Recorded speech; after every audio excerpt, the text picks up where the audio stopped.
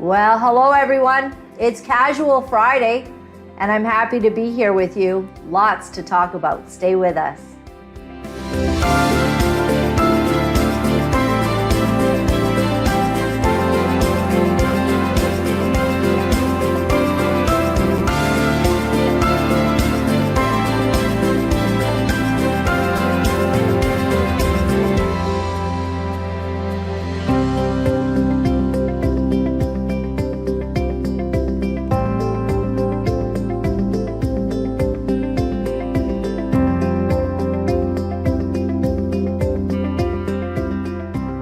Okay, well, welcome to the beginning of the last days. Sorry, everyone. I know on Rumble you were waiting for a while because, we had it set to go and then we had some technical difficulties and Lord only knows what all happens. Thanks for a graphic. I told JT, nobody knows my name. Did you know that?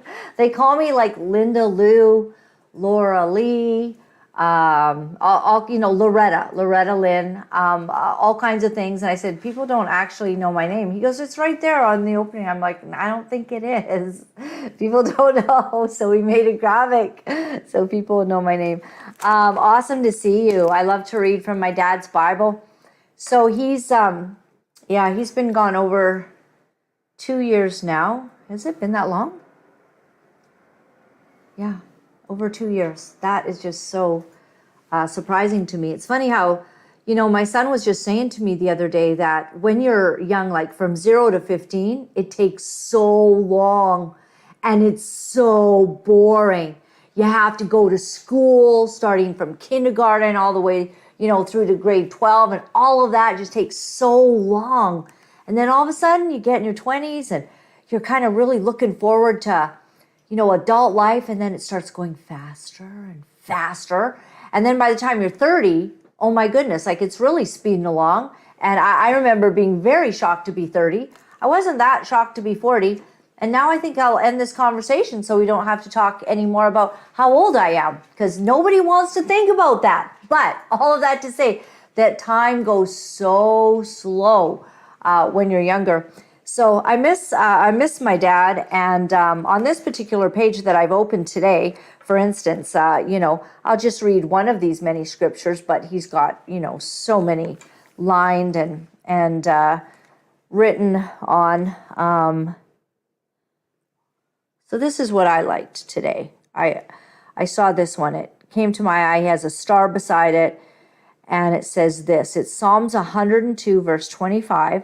Of old hast thou laid the foundation of the earth, and the heavens are the work of thy hands. They shall perish, but thou shalt endure. Yea, all of them shall wax old like a garment. As a vesture shalt thou change them, and they shall be changed. I wonder if that's climate change. I don't know. But thou art the same, and thy years shall have no end. That is really beautiful. And doesn't it give you such hope? And then this next verse, it says this, the children of thy servants shall continue, and their seed shall be established before thee. Ha ha! Isn't that great? The children of thy servants. It's an incredible thing to know that God made this. He always was, he always is, and he always will be. So when we're kind of concerned about some of the things, some of the things I'm going to bring up today and talk about, one thing to know is that God's got a plan, and it's an incredible plan. And at the end of all of it, we have eternal life and a place to live that's going to be spectacular. And I choose to view heaven as not, little angels sitting on. Remember that Philadelphia cream cheese commercial, JT, where that gal, that little angel is sitting and she's playing a harp and she's eating Philadelphia cream cheese? Like, that's supposed to be heaven? No, it's going to be exciting. It's going to be like whipping around, like taking trips to Mars and Jupiter and to galaxies far and beyond.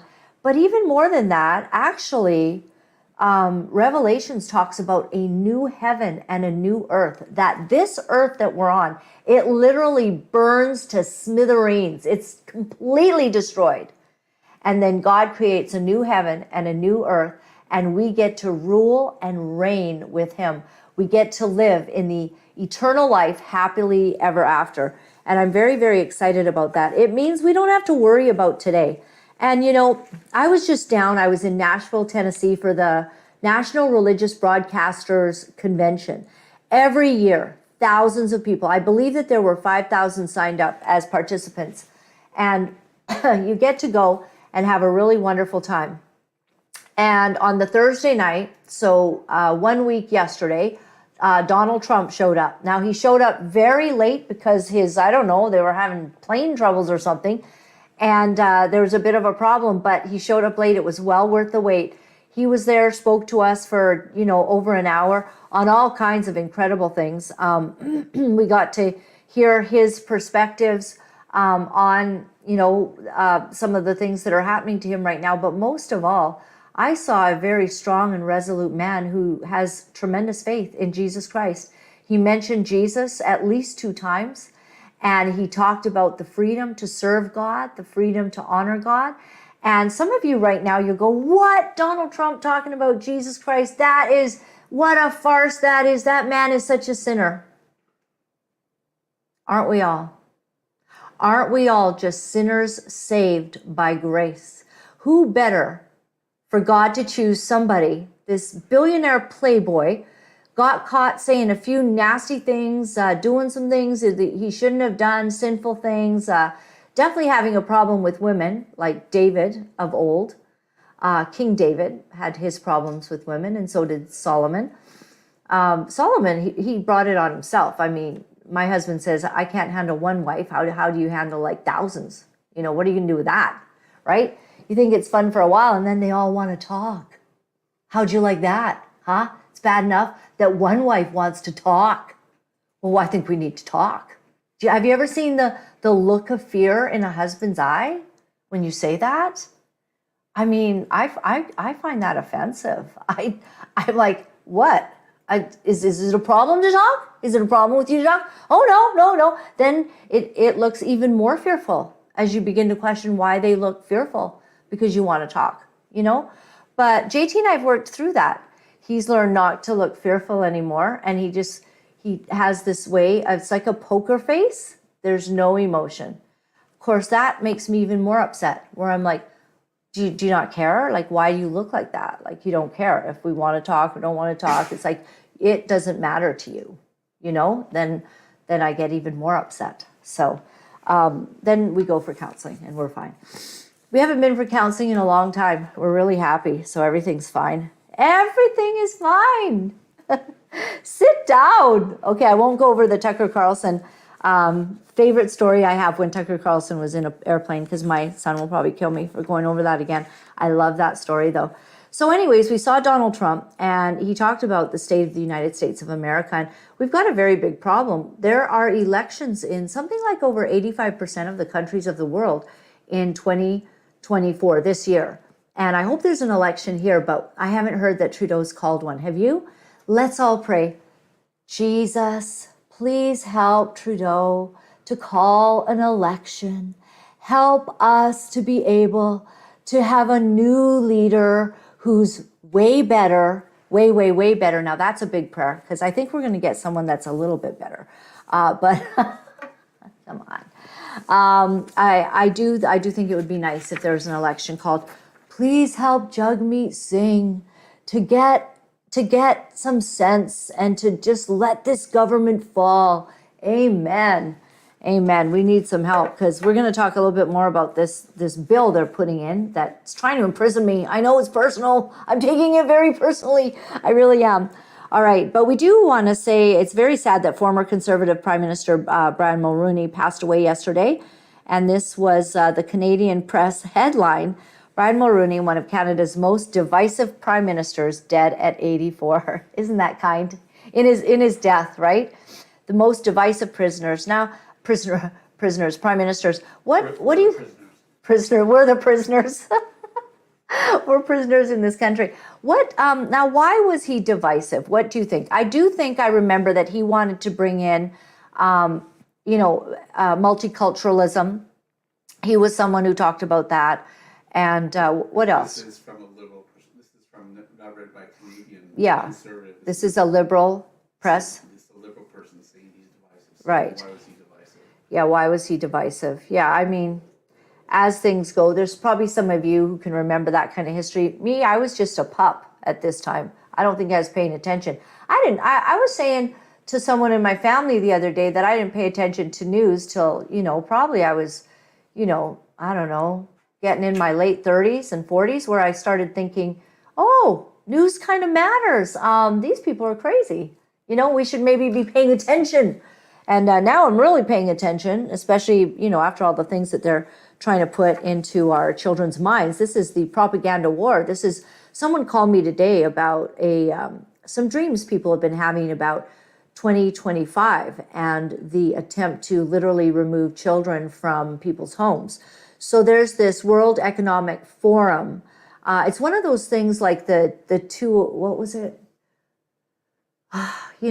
Where they did the thing, the 202 or whatever, or the 200, where they did a reenactment. Anyways, the WEF has this thing on the pandemic, the latest, like a sort of you run through what would we do if there was this harsh pandemic in 2025, which affects children. And one of the scenarios is children being removed to a safe place, like them taking your children, as if that's okay. So a couple people I know have one told me that they had a dream about the children being removed, but that our kids were safe, whatever that means. So another has had a dream that this is a plan in the works and a scheme for children to be taken. And when you look back over history, many times in history, actually, they've gone after the kids. The evil people have gone after the kids. In the Bible, I think there's 2 or 3 times where an evil ruler literally took the lives of all the kids. One was in Moses' day, then it was in Jesus' day, when Herod heard about that there was a Christ child being born somewhere under a star. He was livid, furious, and he did a massive genocide of the kids. So weird stuff, but do I think we're safe? I do, because I declare Psalms 91 over my life every single day, that he will hide us under the shadow of his wing. And there might be a plague that comes to their house, to their tent, because they are not protected. And who's they? Anyone who does not call on the name of the Lord, anyone who does not find their security, their hope, their strength, and their anchor in God Almighty, they are they. And they might not be protected, but we are. We are. Will that be hate speech one day? Just a thought, I'm wondering. All right, so Canadian Minister of Justice and Attorney General Arif Virani says that the new online harms bill enhances free expression. Here's what he has to say. This is what the Online Harms Act will do. Under this bill, major online services will have 3 overarching obligations: a duty to protect children, a duty to act responsibly, and the duty to remove the most egregious content. This bill targets the worst of what we see online: content that sexually victimizes children or re-victimizes survivors, intimate content shared without consent, content that incites violence, extremism, or terrorism, content that incites violence or foments hatred, and content that is used to bully a child or induce a child to self-harm. This bill will establish a new Digital Safety Commission to make sure that online services comply with their new obligations, as well as an ombudsperson to advocate for users and victims of online harm.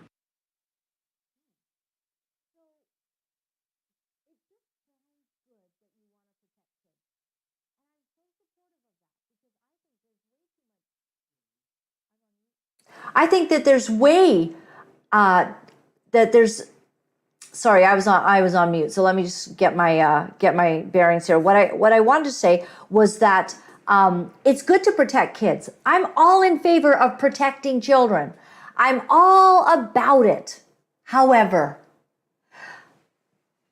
it seems that they're not into protecting children, because all of these schools have things that I believe victimize and abuse children through their eyeballs when they've got to look at naked people having sex in school books. So recently, I just watched a video of a woman that I met who's fighting hard against what is going on in the schools in Winnipeg. And I wish I had her video ready, and maybe I should try to get that to you for next week. Because this is an ongoing problem, and she's highlighting it. With basically, the school, teachers, and these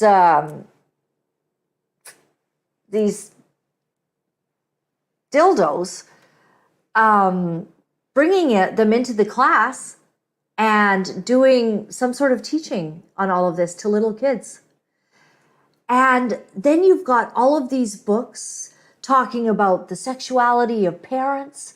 I remember watching a little book that was about two gay guys who've adopted kids.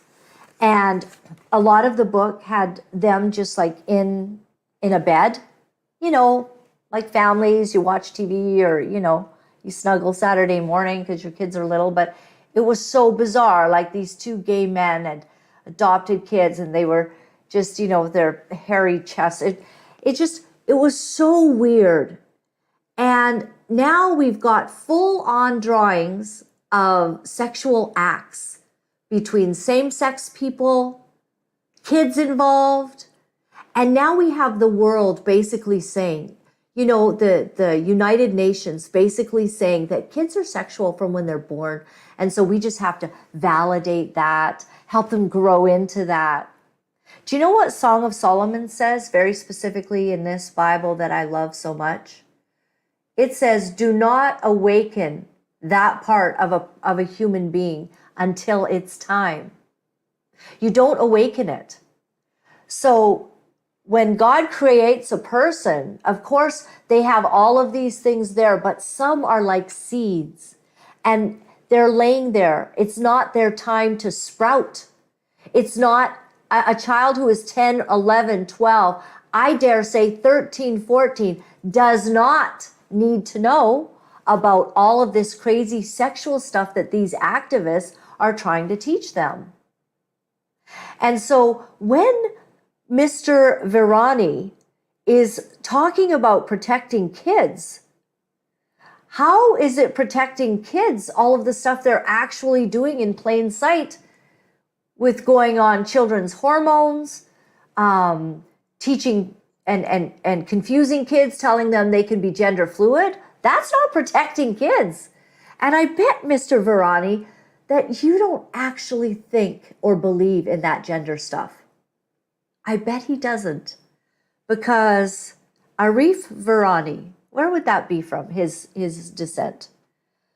People from all over the world, they don't think like that, And that's why the Muslims have risen. Camille El-Sheikh, my friend, has risen, fighting so hard against Soji. Because the Muslims, they don't accept Soji. They don't believe in this homosexuality at all. He's Indian, but born in Kampala. He's born in Kampala? And he's Indian, just like me. You're not Indian. No, I'm not Indian, but I was born in Kampala. I wonder if me and Mr. Virani were born in the same hospital, Malago. Interesting. So I venture to say he probably doesn't believe in all of this, but let me, for instance, show you what is going on in Quebec. Medical gender transition among minors. Is Quebec moving too fast? What to do with your body when you doubt your gender? In Quebec, the trans-affirmative approach is popular. We accompany adolescents to the destination of their choice. Puberty blockers, hormones, and surgeries, it is up to them, after evaluation, to decide what doesn't happen, sometimes without regrets, nor without risks either, they say. So on January 30th, Sasha, and I guess they've given this young lady this name, 14, showed up alone at a chic private clinic for her medical appointment. The young girl identifies as transgender, and to begin her transition to the other sex, she needs a prescription for the male hormone testosterone. She was not referred by any doctor, psychologist, or therapist. She hopes to avoid the long waiting list at public clinics. In less than 3 minutes, Sasha describes to the doctor who receives her tortuous relationship with her body, which she says she has hated since the age of 12. Oh, okay. So for a whole 2 years, she's been miserable. I mean, who wasn't miserable when they were 13? I don't know about you, but I don't know. I felt rejected, bullied, and that's just because I was, a little bit different, blonde. And when I was in the Arctic, so when I was 11, I was really bullied. I mean, I was the only white kid in the school, and so sometimes I got picked on a little bit, but they were starting to like me. I'd been there 3 years. But anyways, who's happy when they're 12 or 13? What do you know? If you don't like your face, or you think you need braces, and some girls are pretty and you don't feel pretty, of course maybe it's easier to say, I'm unhappy, I've hated my body, so maybe I should be a boy. My face is so ugly, I should be a boy. Have you seen how many ugly kids turned into cute adults? A lot, and boy, braces sure helped me. I remember my mom looking at me. Now, my mom was the kind, she never wore makeup, but she just let me know something pretty early on. She said, Laura-Lynn, you're going to need to wear mascara when you grow up. Thank you, Mom. So I've taken her advice and I've worn a lot. Now, she didn't like it so much when I started taking her advice at 14, and she was like, that's a lot of makeup, young lady, and big blue eyeshadow. It was hideous. Anyways, all right. So having received a diagnosis of an eating disorder that she doubts, Sasha says she is convinced that she is transgender after watching a video of a young trans man on the internet. The internet's done this, propagandizing. Then the teachers follow it up with all of this approval and celebration. Oh, you're transgender. Yay, you'll never have great sex in your whole life because you're going to mess with all your body parts. Oh, okay, good for you. He too realized he was in the wrong body. So now he's a he. Oh no, this is the guy on the internet. After being diagnosed with an eating disorder. After asking the young girl if she had the support of her parents, the doctor continued, are you considering surgeries in the future? Sasha doesn't understand right away. Surgeries like mastectomy, removing your chest, specifies the family doctor, before giving her the contact details of the Montreal clinic where these operations are carried out. A 14-year-old girl. This is based on a true story. So injected over the long term, the testosterone she wants from the doctor can make a woman infertile. The possibility of a future pregnancy is raised in one question. I understand that it's a bit far away for you, says the doctor at the age of 14, but is fertility something you want to maintain before starting? Says the doctor. No, I always knew that I didn't want kids, says Sasha. Okay, continues the doctor, because 14-year-olds know exactly what they want, and they're very wise, very wise. So look at this. After 9 minutes of consultation, Sasha gets his prescription, 30 milligrams of testosterone to inject once a week. So now, after 9 minutes of consultation, Sasha went from she to he. He gets his prescription. So it's certain that at 14 years old, we don't give adult doses right away because you don't want the hair to start growing the next morning, says the doctor, because they grow hair all over their bodies once they, like a hairy man, right? And once this starts, it doesn't go away either. Even if you change your mind and you don't want to be that person anymore. All right. So anyways, is that crazy? Do you ever just sit once in a while and think about what's going on and go, has everyone lost their ever-loving minds? I do that. And I think, how is this okay? When someone transitions and they lose everything, I mean, how are they going to get that back? They can't have kids, and you decide this at a young age, and we're making it possible to decide this after, 3 minutes you explain, then you're in there 6 minutes and you say, I don't think I want kids. Okay, stamp, rubber stamp, off to the hospital you go. Let's get you in for that, because there's starting to be a real lineup to get those breasts removed, And then after 9 minutes, she is now a he. It's just absolutely crazy.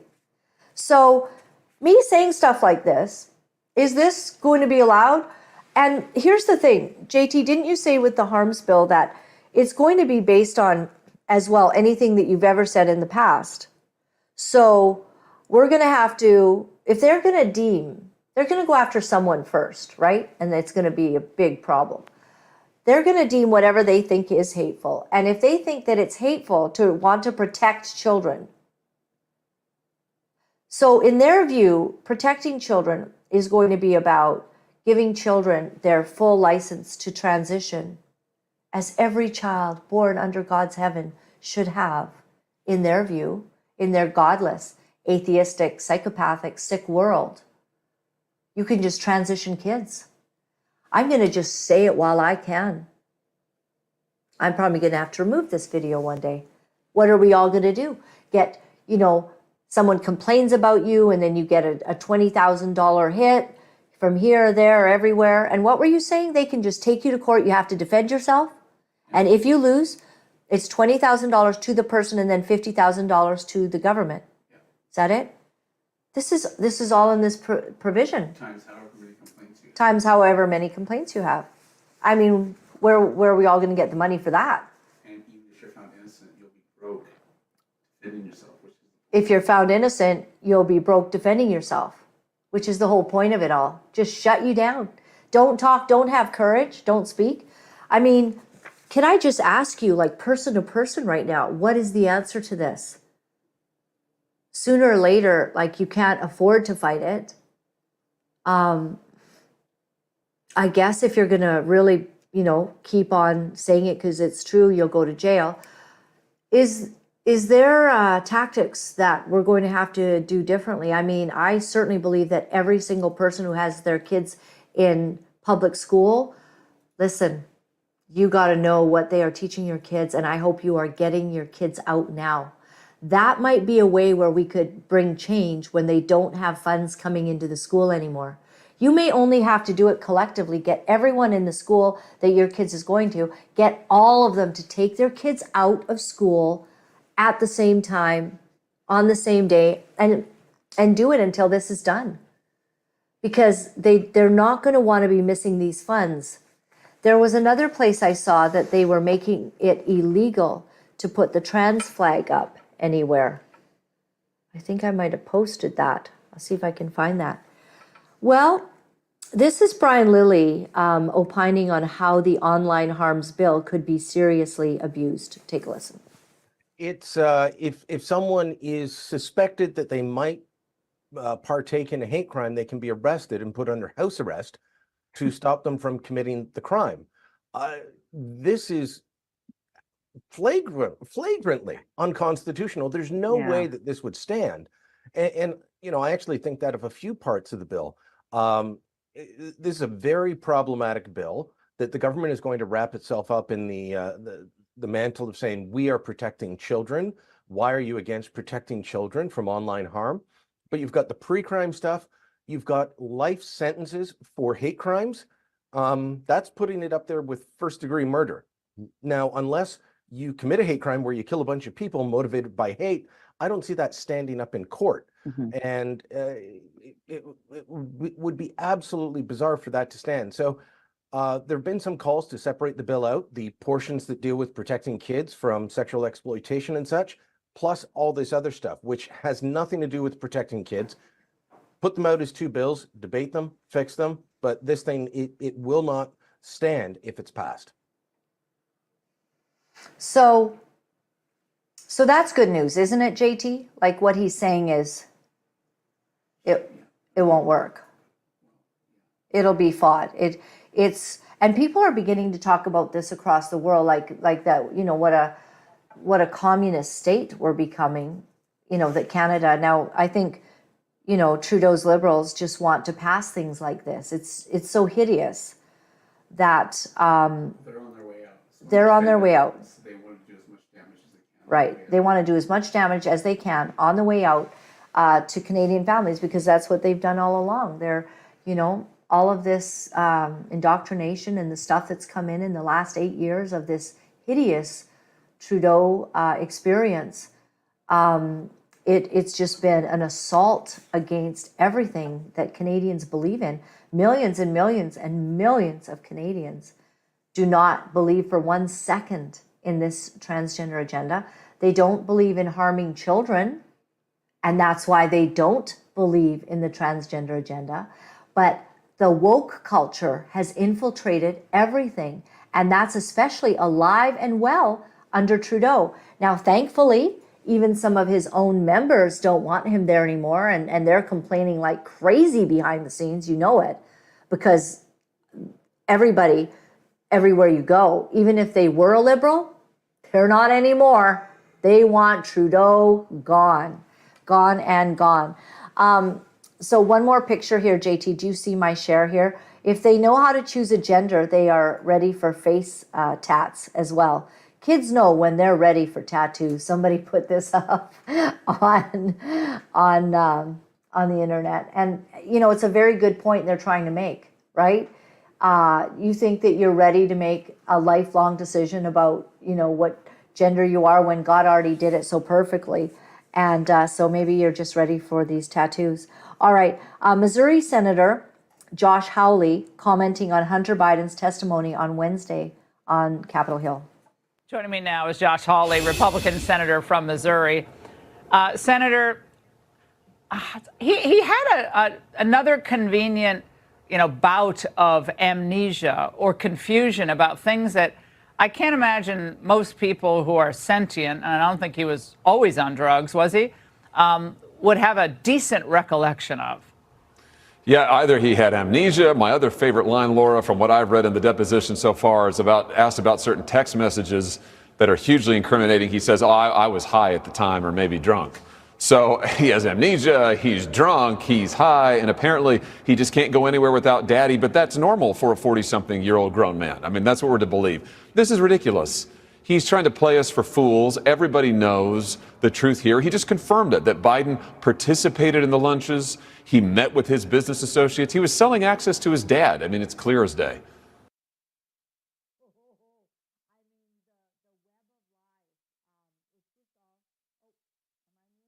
Is it me? Oh my gosh. Sorry, everyone. I got a new mute and now I have to remember to unmute myself. Sorry. It's all my fault. It's all my fault. So the craziness going on, all of the, you know, all of the lies, the nets they have set for Donald Trump. Understand, in the last, 3.5 years, the Trump family has been under great, tremendous stress because they've attacked him. You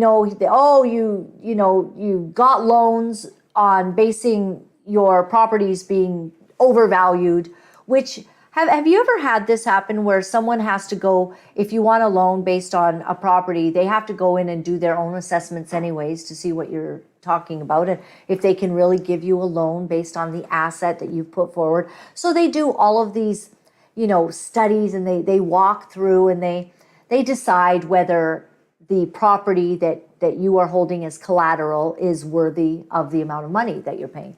And so that's what happens. And so they said that Donald Trump, overassessed his properties. Did he or didn't he? I mean, the bank accepted it. This is what happens all the time. So then he pays the loan off, pays it on time, tons of interest paid. It's a done deal, walks away from it. Years and years later, they've gone after him for all of this. Then they want to take his kids, right? They want to take his children and just destroy their lives. This has just been such an assault against this family. And yet, the other night when I saw him just 1 week ago, Donald Trump, it was like, it was late in the evening. So he had sort of a quiet, strong strength that he was portraying. He wasn't full of excitement or anything. And he just said, we have to continue to fight. And he said, I'm doing this for you. And he really is. Because why would Donald Trump want to go under the knife again? Go through all of this that they are doing to him? He has to. Otherwise, what do we have in North America? We've got open borders. We've got the woke culture taking over. We've got the United States loathing that they are teaching young people. They're teaching them critical race theory to make them racist. And we had David Haskell on, Professor David Haskell on from Canada, and he explained to us just, 2 weeks ago, But he explained to us how when you talk about critical race theory and you point out judging people by the color of their skin, you're just making it worse.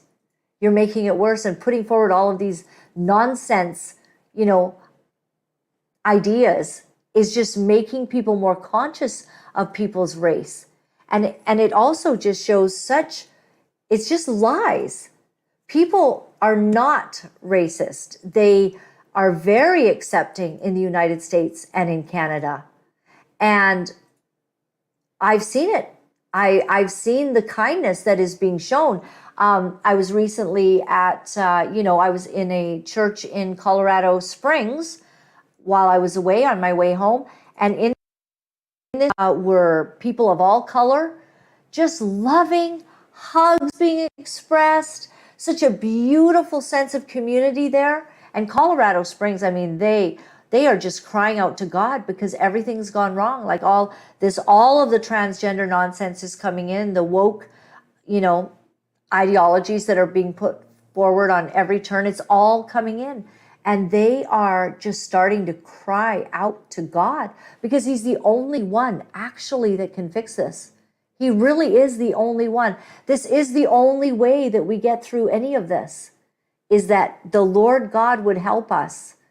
And at the end of, everything that they try to pull, both the Democrats and the Liberals, the NDP up here in Canada, everything that they're trying to push forward to harm our country, I think that what's happening is there is a great awakening. We are willing to say more. Mothers are coming across the country to the schools to speak out against the nonsense of bringing your sex toys into the classroom to show little kids stuff that they shouldn't be seeing. The mothers are coming, and they're not happy about any of this. So we're starting to see this wake up, and I really appreciate that, and I know God is with us. And this last weekend confirmed that to me, and I told you a bit about it yesterday, but I mean, I had to leave Colorado Springs on an airplane. My plane got delayed 5 hours. So at about hour 2, when we were all thinking, like, what are we going to do? They started forming lineups of, telling people which way they could go. And I ended up, just by happenstance, being beside a beautiful lady. Her name was Joanna. And Joanna offers, we heard her saying she's going to drive to Denver to catch another plane. And a whole bunch of us are like, can we go with you? Like, because they'll just rebook you. If you can get to Denver, they said, we'll rebook you on another flight. Denver's a much bigger airport and you'll get a flight out. You can get home. So 4 of us end up being in Joanna's car. That's 5 people, right? Of those 5, all of us Christian. So what did we do on our hour-and-a-half drive to Denver? We talked.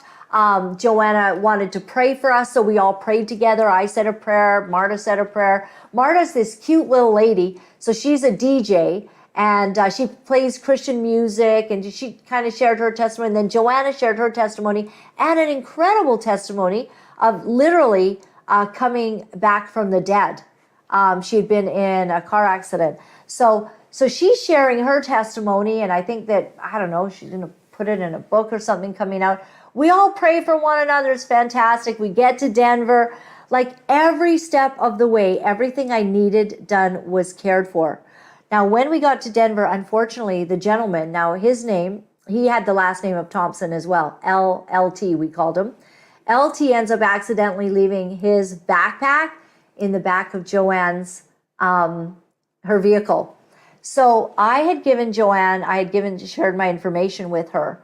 And so when we got to the airport, we all kind of dispersed, and LT did not know that he'd left his backpack in the back of Joanne's car. So I get through security with another lady that had gotten there by taxi from Colorado Springs. And she said, "Are you a Christian?" And I said, "Yes, I am." And she says, "Oh, yeah, I thought so, And I said, "Yeah, you really seem like a Christian too." Now, how do we know that? It's because, sometimes your spirits just meet. Can you imagine that my angels and Another person's angels. Maybe my angels have been assigned to me for a long time, like since birth or whatever. And those angels are assigned to this person since birth. And they're all saying hi because they've known each other since, forever and ever, before their assignments to us. This is just how I think it might happen. And so the angels are high-fiving, hey, how you been? Because our angels go everywhere with us. They're not omnipresent. Only God is omnipresent. And the Holy Spirit's omnipresent, right? But the devil is not omnipresent. The devil can't be everywhere. So the devil is probably like, I don't know, he's at that underground CERN, right? That's probably where the devil actually lives. He's probably at the WEF hanging out, maybe in Biden's office. I don't know where the devil is, but he is not omnipresent. He's one being. He's somewhere.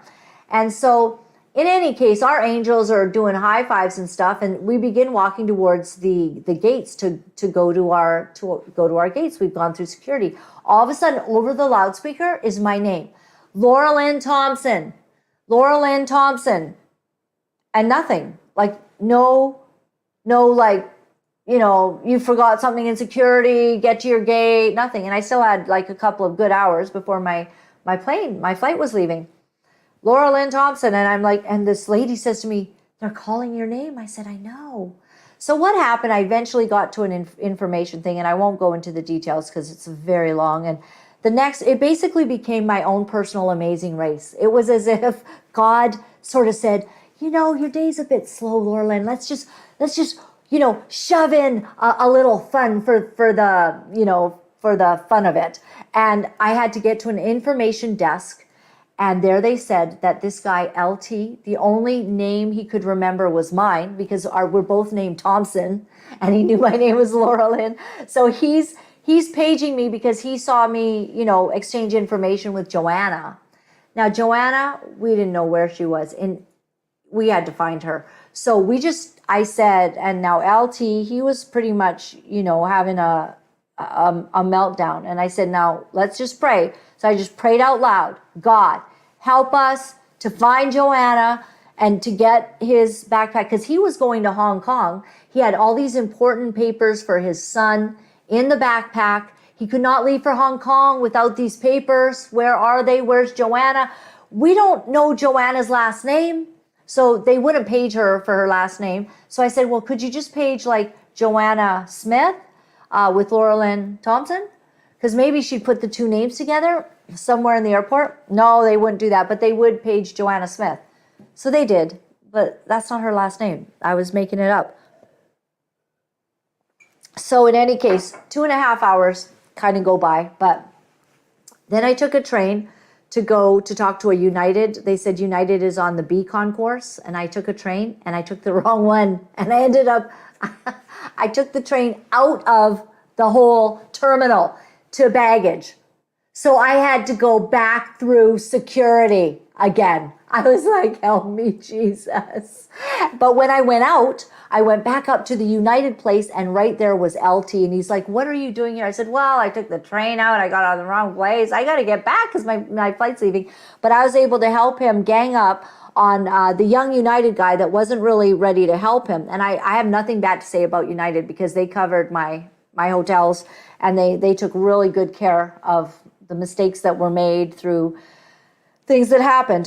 So I have no complaints about United. But this young man didn't really want it. He's like, I can't give you a passenger's name. Like, they can't give you. So we said, please just call Joanna. You have her number somewhere there. If we walk away, we will never know who this person is. And if she never contacts me, even though she took my contact information, if she never contacts me, we'll never see her again.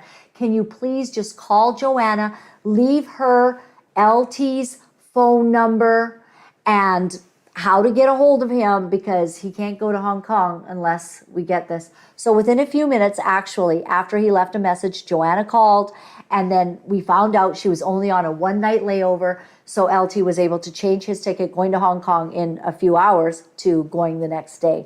So his wife was fine, and but it was just like, then I had to go through security again, of course, And I figured out about security, like, they've got those things where you got to stand there, put your hands up, and it twirls around you. And they don't like when you say that you don't want to get that. So they're making it really hard. They want to do the whole pat down and everything. They won't even though they have another one that you can just walk through, No, it's not okay. They want to punish you. I told them that. You want to punish us for not taking this thing that children aren't allowed to go through. So children can't go through these big things. So this is what they say. Oh, it's because they're too short.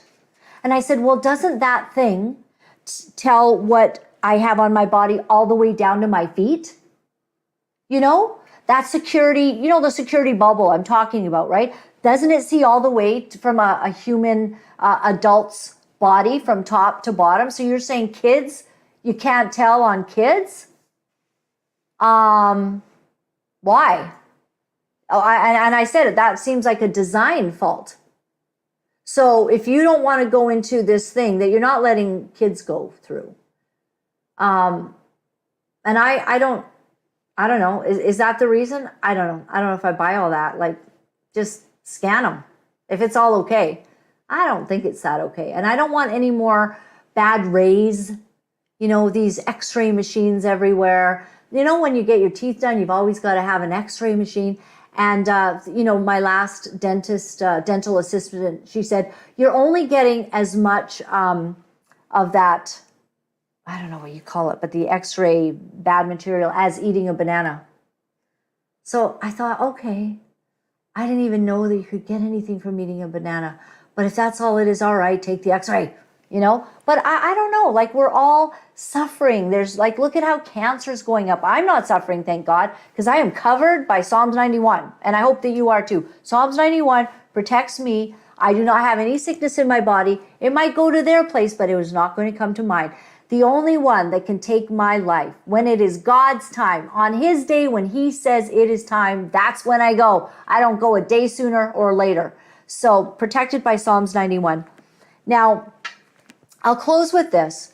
Some of the conversations that I've had in this last week with people in America, there is a crisis point that they are at that we are not yet at in Canada. And I don't know why, because I think it's worse here, some of the things. This online harms bill, the way that they want to make us pay, the way that we are going through, you know, communist, Nazi regime, tyrannical measures being put against Canadians. I think it's worse than in the United States of America because they do honor the First Amendment, freedom of speech, the right to bear arms. They're all armed. I mean, even when you're in these conventions or whatever, people are armed. So, you know, God help somebody who does go on some sort of shooting rampage, as we're seeing happening, you know, more and more the shooters being taken out immediately as people arm themselves to protect themselves from crazy nuts. And they're very concerned because there's an increase in the rape of women that is going on. They've had several high profile, you know, one of these migrants, illegal migrants that has come in. There's several stories of them harming citizens. And of course, Biden doesn't even call the families of the murdered girl who's, you know, raped and murdered by one of these illegals. Where, you know, when George Floyd died, of course, he's on the phone and connecting with the families. Like when there's high profile deaths, usually the president will do something, but not a word.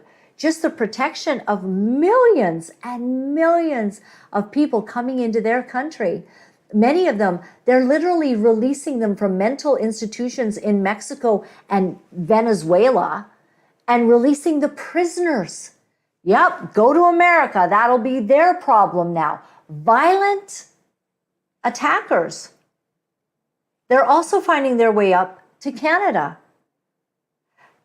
Young military-aged Chinese men, 26,000 coming through the southern border.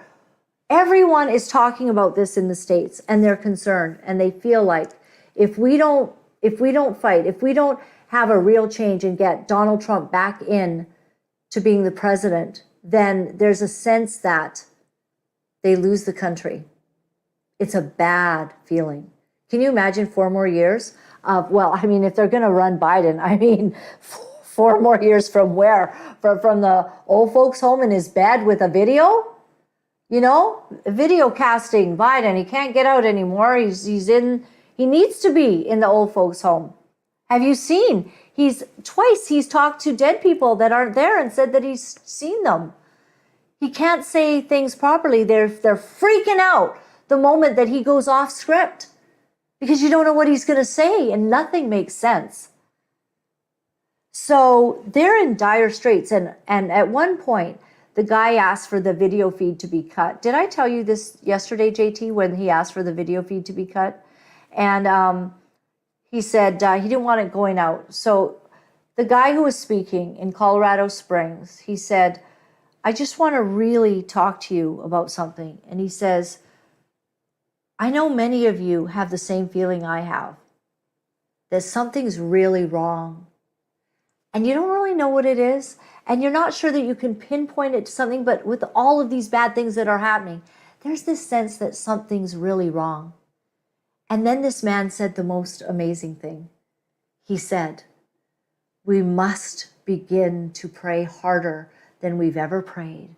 And we must join together and allow God to give us the strength to be discerners of the times so that we can act and know what to do. And that is really all we have. And I do ask the Lord for that. Many people are beginning to have these things too, these strange dreams. They're having dreams. God is giving them dreams. The last most prominent dream that I had, that I felt had some merit to it, because I sometimes dream crazy things, but I can't make any sense of it. The last one I had was right before we did the Era of Champions, or was it the maybe the Great Canadian Awakening. And I had a dream that there had been a storm, and the storm came in, and the house that I was in, it was completely disheveled because the storm had blown through and blown everything up. And then in my dream, there was an understanding that looters had come in and stolen all kinds of stuff, and everything was missing. But I went to this place where I know that we kept the silver, and the silver was there, and everything else was gone. That was my dream. I don't know what that means. Does it mean that God was saying to everything is going to be taken, but, you know, get some silver? I don't know. I thought it was very interesting. And so we have gotten silver. And that's perhaps, we go with Sun City Silver. I'll just put that up there. Any of you who've got funds in the bank, the money is a problem because our governments have been spending and spending and spending.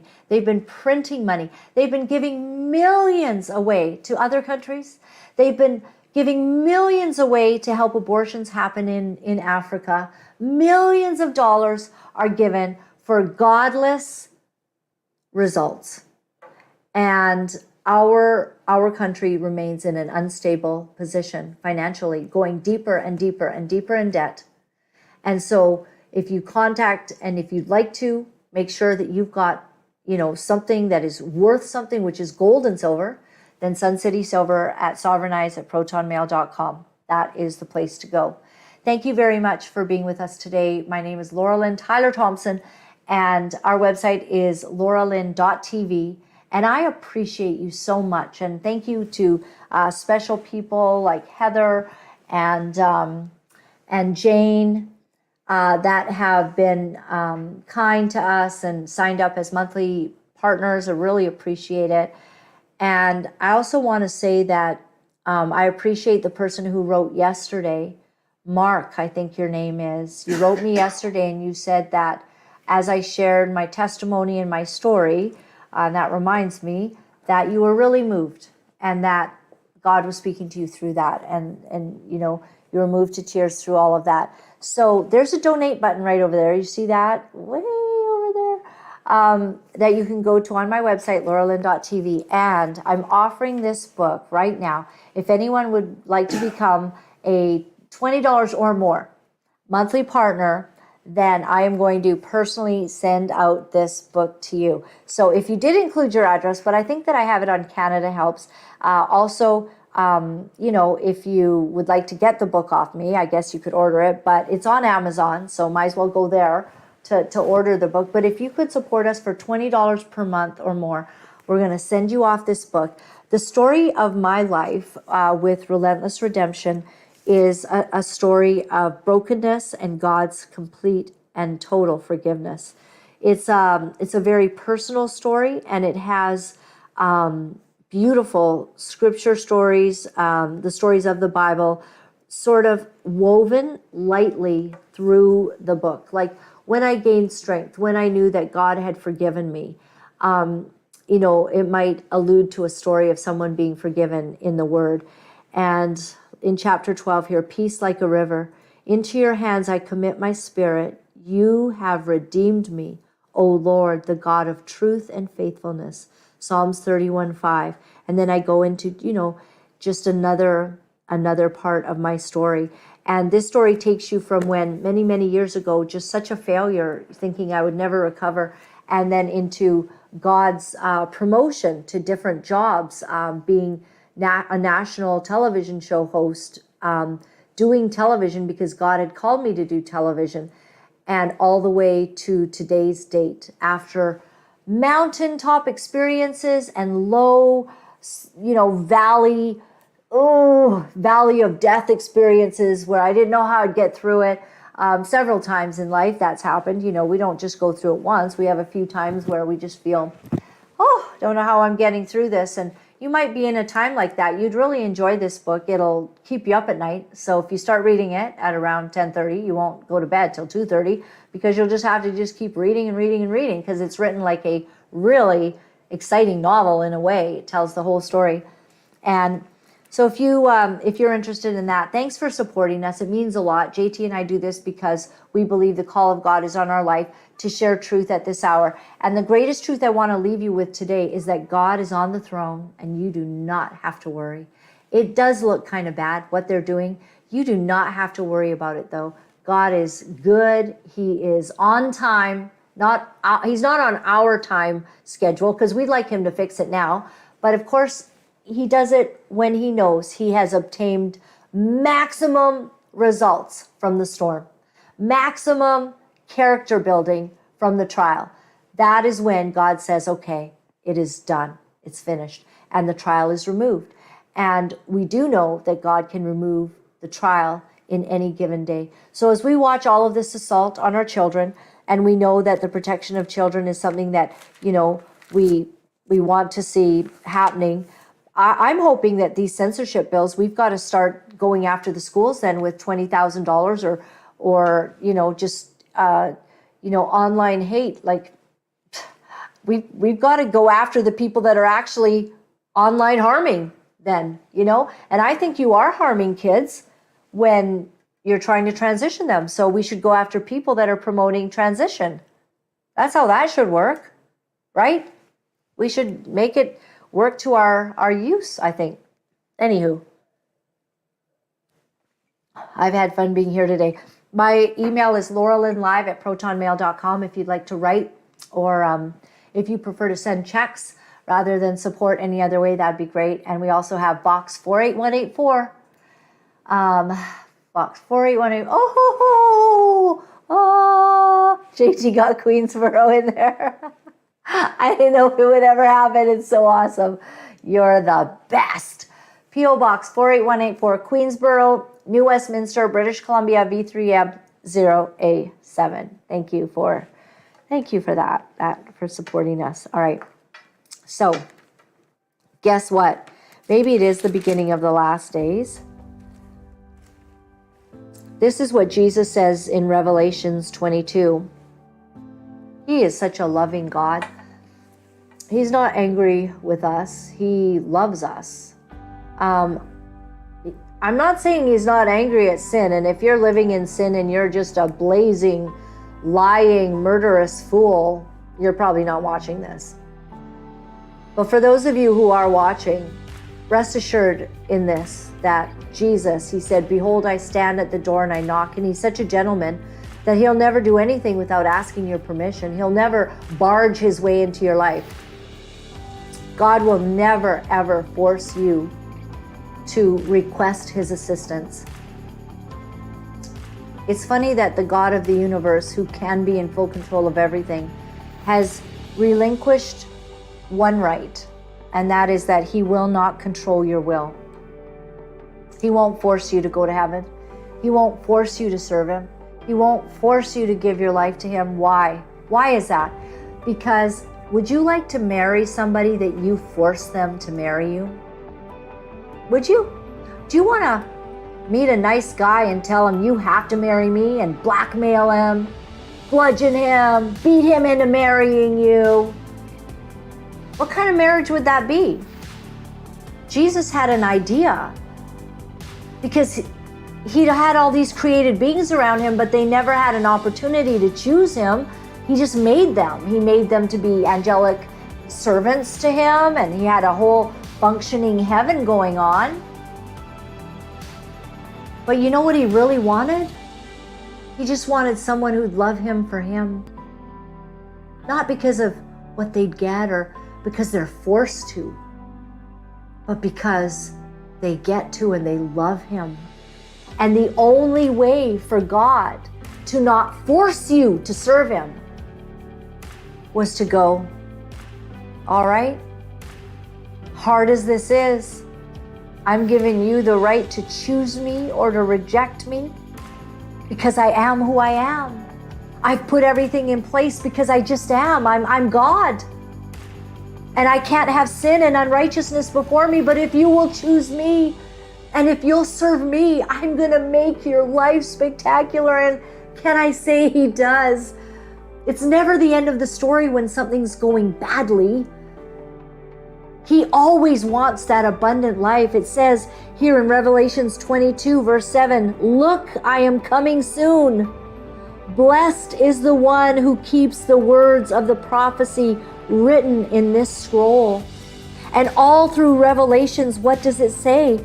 That he is coming for his bride. And it says in verse 12, it says, I'm coming soon. My reward is with me, and I will give to each person according to what they have done.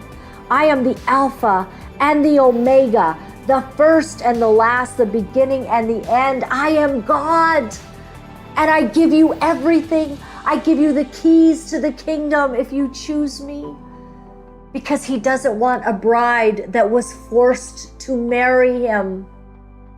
He is coming as the great bridegroom for the bride that has repented, washed themselves, received the blood of the Lamb to be clean, white, pure, totally perfect, without spot or blemish, because they chose him. They weren't forced into it. That's his perfect plan. God bless. Have a great weekend. You know, it's not easy to deliver the truth of what our sick world is doing, but for some of us, we feel that we have no choice. Because if we are silent about these abominable things, then we are letting evil go unchecked, and we cannot do that. For those of you wonderful people who are writing me and are sharing your encouragement, I am deeply grateful. Thank you for all the letters that you've been sending. Thank you for the donations and the support. I found out that in order to speak the truth, you have to become very, very strong. If you would go to my website at www.laura-lynn.tv, you'll find all of the ways that you can contact me. Remember, my friends, all is well. All is well. Thanks for joining me.